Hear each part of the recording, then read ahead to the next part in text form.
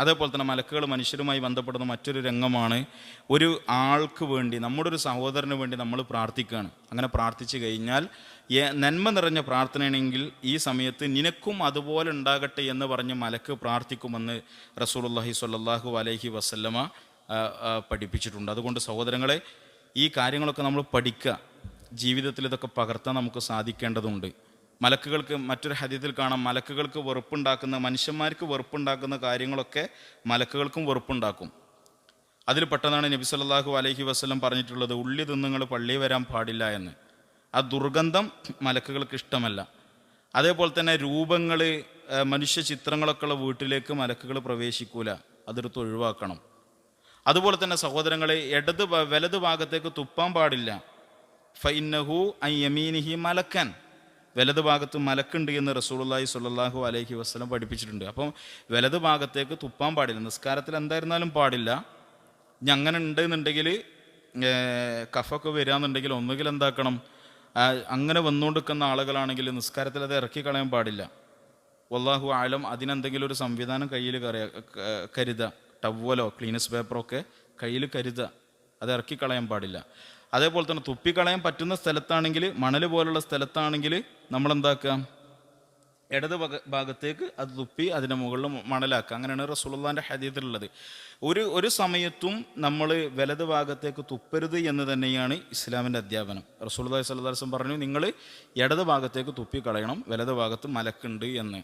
മൻ തഫല തിജാഹൽ ഖിബ്ല തഫ്ലുഹു ബൈന ഐനൈഹി യൗമൽ ഖിയാമ. അബൂദാവൂദ് ധരിക്കുന്ന ഹദീസിൽ കാണാൻ സാധിക്കും, ആരെങ്കിലും ഖിബ്ലയുടെ ഭാഗത്തേക്ക് നീട്ടി തുപ്പിയാൽ അവൻ്റെ മുഖത്തേക്ക് ഖിബ്ല തുപ്പും പരലോകത്ത് വെച്ച് എന്നൊക്കെ ഹദീസിൽ ഉണ്ട്. അപ്പോൾ ഖിബ്ലൻ്റെ നേരേക്ക് നീട്ടി തുപ്പാന്നുള്ളൊരു അദബുകേടാണ്. അതേപോലെ തന്നെ വലത് ഭാഗത്തേക്ക് തുപ്പുക എന്നതും അദബുകേടാണ്. ഇടത് ഭാഗത്തേക്കാണ് തുപ്പേണ്ടത്. ഒരു ചരിത്രത്തിൽ കാണാം, മുആദ് ഇബ്നു ജബൽ റളിയല്ലാഹു അൻഹു മരിക്കാൻ കിടക്കുകയാണ്, എണീക്കാൻ സാധിക്കുന്നില്ല. അപ്പോൾ അദ്ദേഹത്തിന് തുപ്പാനുണ്ട്. ഈ സമയത്ത് അദ്ദേഹം എന്താക്കുകയാണ്, എണീക്കാൻ സാധിക്കുന്നില്ല, അദ്ദേഹം വലതുവശത്തേക്ക് ചെരിഞ്ഞു കിടക്കുകയാണ്. എന്നിട്ട് അദ്ദേഹം വലതുവശത്തേക്ക് തുപ്പുകയാണ്. ഈ തുപ്പുന്ന സമയത്ത് അദ്ദേഹം സങ്കടത്തോടു കൂടി പറയാണ്, മാ ബസക്തു അൻ യമീനി മുൻദു അസ്ലംതു, ഇസ്ലാം സ്വീകരിച്ച അന്ന് മുതൽ ഇന്ന് വരെ ഞാൻ എൻ്റെ വലത് ഭാഗത്തേക്ക് തുപ്പിയിട്ടില്ല. പക്ഷെ ഇന്ന് എനിക്ക് എന്തിനു സാധിക്കുന്നില്ല, ഇടത് ഭാഗത്തേക്ക് തിരിഞ്ഞു കിടക്കാൻ സാധിക്കുന്നില്ല എന്ന് പറഞ്ഞ് അദ്ദേഹം വലത് ഭാഗത്തേക്ക് തുപ്പാണ്. അപ്പോൾ സഹോദരങ്ങളെ, ഇങ്ങനെയുള്ള കാര്യങ്ങളൊക്കെ നമ്മൾ മനസ്സിലാക്കി വെക്കണം, പഠിക്കണം. ഞാൻ അത് പറഞ്ഞത് ഇടത് ഭാഗത്ത് തുപ്പണം, വലത് ഭാഗത്ത് മലക്കുണ്ട് എന്ന് നബി സല്ലല്ലാഹു അലൈഹി വസല്ലം പറഞ്ഞു. അതേപോലെ തന്നെ മലക്കുകൾ ശപിക്കും.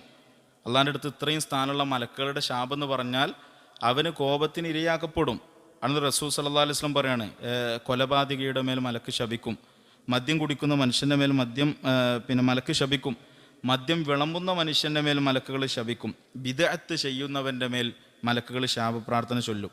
ഒരാൾക്ക് നേരെ ആയുധം ചൂണ്ടിയാൽ മലക്ക് അവനെ ശപിക്കും. വ്യഭിചാരിയുടെ മേൽ, ഹറാമ് ചെയ്തവൻ്റെ മേൽ, ഏറ്റവും പ്രധാനമായി നമ്മൾ മനസ്സിലാക്കേണ്ടത് ഷിർക്ക് ചെയ്തവനെ മലക്ക് ശപിക്കുമെന്നൊക്കെ ഹദീസിൽ നമുക്ക് വായിച്ചെടുക്കുവാൻ സാധിക്കും. അതുകൊണ്ട് പ്രിയപ്പെട്ടവരെ, ഈ വിഷയം പൂർണ്ണമായിട്ടില്ല.